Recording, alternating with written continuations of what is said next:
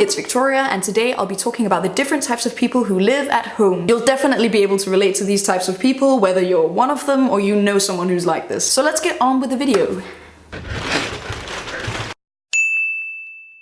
This is the type of person that's created such a weird little world and routine around their house that they freak out if someone they're not used to comes into it. Like if, say, their parents have guests over.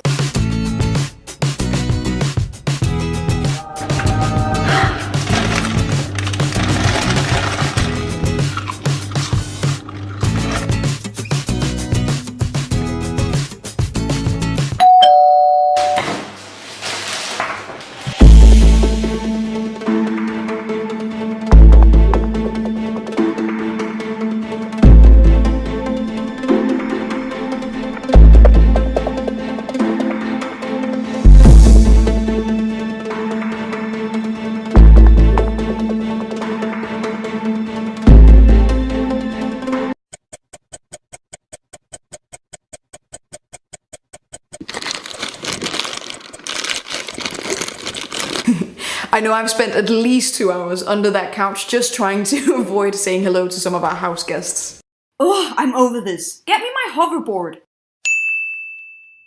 This is the type of person who has their parents wrapped around their little finger and has basically taken over the entire house. It's as if their parents just don't know how to say no. I remember going to those kinds of kids' houses and feeling so uncomfortable when they just yelled at their parents in almost like a blind rage, and then they'd turn around and be so nice and gentle with me. It was always so awkward having to go straight back to playing after my friend had literally just called her mum an ugly cunt with no chance of finding a new husband. I mean, how are you supposed to carry on playing with your Polly Pockets when your friend's mom is in the next room calling her therapist in tears? This type of person is just generally very dominating and can get their parents, typically their mom, to do literally anything for them. Mom, get me some Kit Kats.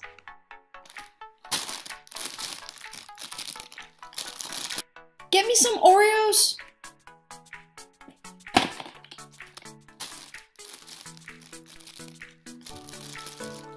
Can I have some water, please?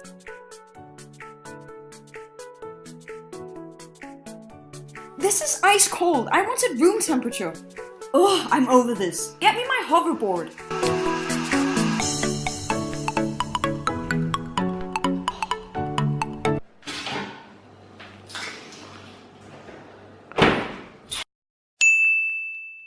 This is the type of person who's super messy but thinks they're really organized because they have a really weird and particular system of remembering where all their stuff is. They don't realize that to everyone else in the house, it's literally just mess and nothing else.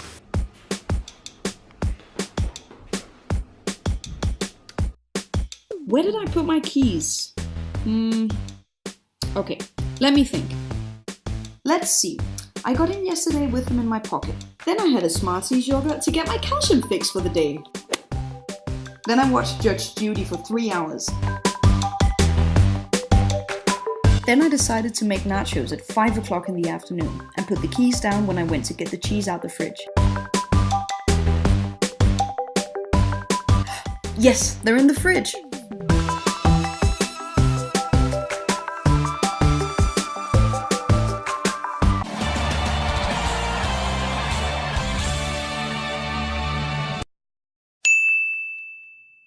Okay, so this kid could definitely do with some more adult supervision. I clearly remember going to these types of people's houses when I was about 12. They'd have almost like their own apartments in the basement, completely undisturbed from their parents, which just seems like a really bad idea. I mean, do their parents even realize what their kid could get up to in that basement? The internet has some pretty dark corners. I mean, your kid could get catfished or even worse, spend their entire childhood reading BuzzFeed articles. And is it just me who's noticed this, or doesn't this kind of person always have a really weird tank in the corner of their room with like snakes or sea turtles or stick insects in them? And why do they always force you to hold those weird animals? It's as if they get off from you holding their snake. And they have this whole setup with their computer, their gaming chair, and of course a full bag of Doritos.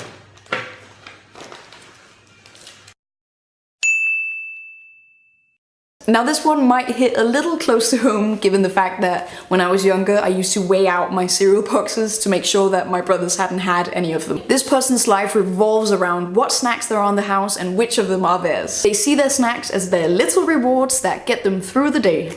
Ugh, I have so much work to do. How am I gonna get through this? Okay, I'm just gonna have to leave myself a treat for every second page I read.